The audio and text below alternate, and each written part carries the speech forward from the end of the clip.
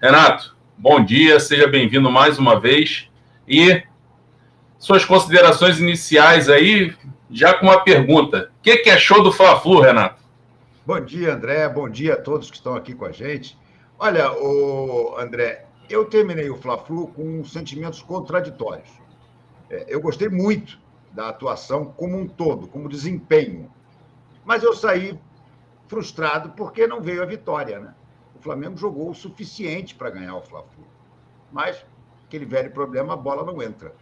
Inclusive, no segundo tempo, contra um time com um a menos, né? O Felipe Melo foi expulso, e muito bem expulso, o Flamengo não conseguiu fazer valer a superioridade numérica. Eu diria que o Sampaoli só não tirou 10, porque no final ele botou o Vidal, né, cara? Que coisa inacreditável, que fixação. Isso aí é inexplicável, porque por questão de futebol, de bola que ele está jogando, ele não pode mais entrar em momento nenhum, em jogo nenhum. Pois não é que tendo o Vitor Hugo, o Matheus Gonçalves, o Igor Jesus, toda a garotada no banco, pronta para entrar naquele momento, o Flamengo precisando ganhar com um a mais, tá? Ele vai e bota o inútil Arturo Vidal dentro de campo. Isso aí foi o único reparo que eu faço ao desempenho do Sampaoli no jogo. Porque eu, sinceramente, é engraçado porque as pessoas às vezes acabam misturando simpatia pessoal com análise, né? Eu vi gente elogiar a retranca do Fernando Diniz, dizer que ele foi espetacular. Gente, ele foi amassado. O São Paulo engoliu o Fernando Diniz. Isso foi o que aconteceu. O São Paulo, vou repetir, engoliu o Fernando Diniz. O Fluminense resistiu, um pouco por defesas do Fábio, importantes, e um pouco por velho problema do Flamengo da incapacidade de transformar em gols pelo menos metade das chances que cria. O Rascaeta perdeu 2 gols, o Gabigol deu azar, ali eu acho que nem considero gol perdido, foi azar, porque ele chutou onde tinha que chutar mesmo, senão o Fábio teria pegado. E a bola beijou a trave e voltou para dentro da área, podia ter beijado a trave e entrado. Enfim, Ayrton Lucas deu uma cabeçada importante também, quase marcou. Fábio pegou de novo. Então, eu acho que o Flamengo foi muito bem. E é curioso, porque nós mesmos conversávamos aqui na sexta-feira passada, né, André? E eu dizia: olha, o empate não é um mau resultado para o Flamengo. Por quê? Na minha cabeça, da maneira como o Flamengo estava jogando, da maneira como o Fluminense estava jogando, para o Flamengo, um empate daria ao São Paulo mais 15 dias para acertar um pouco mais o Flamengo e chegar no segundo jogo com chance. Pois olha, no final. Com maioria de torcida do Flamengo, né? Isso, com tudo, porque esse jogo foi maioria torcida. Volta do Pedro. Possível volta do Pedro, todas as coisas positivas. Pois bem, ele vai ter isso tudo. Só que ele foi tão melhor do que o Fluminense no primeiro jogo que ficou um pontinho de decepção. Mas, de uma maneira geral, no balanço geral das coisas, acho que o avanço foi notável. Eu acho que o avanço foi extraordinário. O Flamengo jogou contra o Fluminense um futebol, tirando a falta de contundência, como gosta de chamar o São Paulo, em português não é contundência, é efetividade, né? A falta de efetividade, o Flamengo teve momentos dignos do Flamengo de Jorge Jesus em 2019. Aquela pressão brutal em cima da bola, os zagueiros bem adiantados, pressão dominando, toda a segunda bola eram deles. Foi muito bem. Agora, faltou o gol. Mas é o negócio. O que se espera é que mantenha esse padrão, que eu já quero ver, por exemplo, contra o Corinthians. Porque o São Paulo, depois do jogo, ele disse, né? Não, esse tem que ser o padrão. Então, eu quero ver contra o Corinthians, um Corinthians que cá entre nós está caindo pelas tabelas, né? Isso me dá um pouco de medo, né? Porque o Flamengo, às vezes, gosta de ressuscitar defunto, né? A gente sabe disso. Mas eu espero ver o Flamengo pressionar o Corinthians do início ao fim e empilhar gol. É o que eu espero. E o que você achou desse papo todo do rodízio de faltas, que também gerou um burburinho, uma repercussão? O que você achou sobre isso? Eu achei um chororô, cara.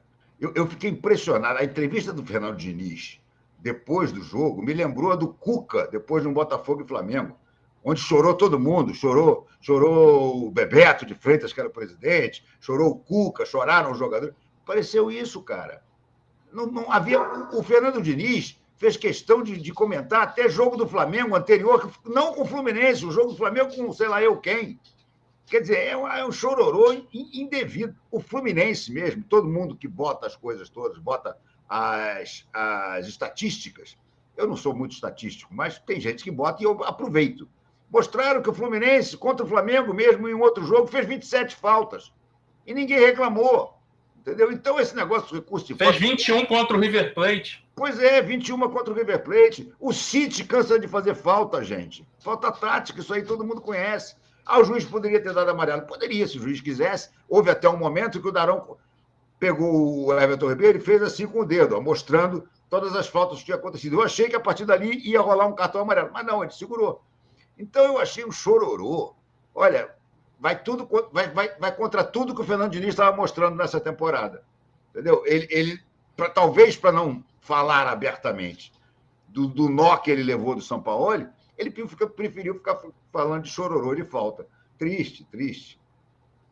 E o que você achou da escalação do São Paulo inicial ali com Everton Ribeiro, Gerson, Arrascaeta e Gabigol, sem o Cebolinha, né? O Cebolinha, pelo jeito, estava no sacrifício, que entrou só no segundo tempo, sem o Matheus França.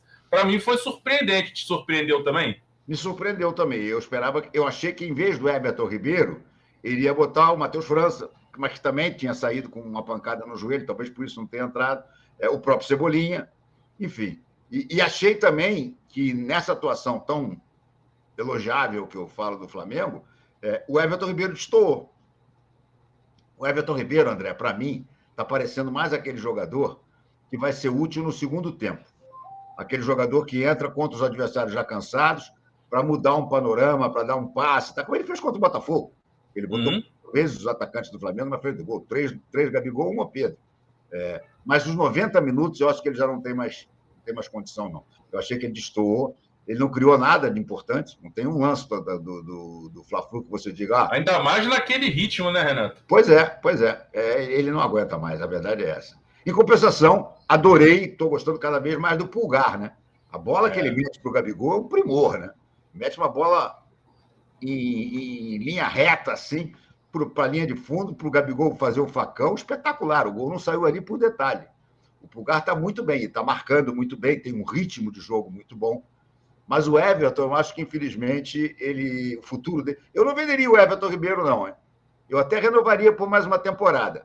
Mas tendo uma conversa séria com ele, talvez até de diminuição de salário, e para dizer, olha, você vai ser coadjuvante a partir de agora. Você vai ser o cara que vai entrar no segundo tempo, que vai fazer a diferença de repente, mas não dá mais para você ser titular.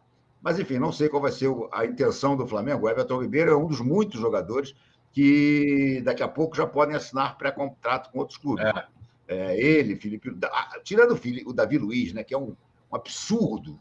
Existe um símbolo da má administração do Departamento de Futebol do Flamengo, é essa cláusula de renovação obrigatória do Davi Luiz, caso ele jogue mais 2 tempos aí.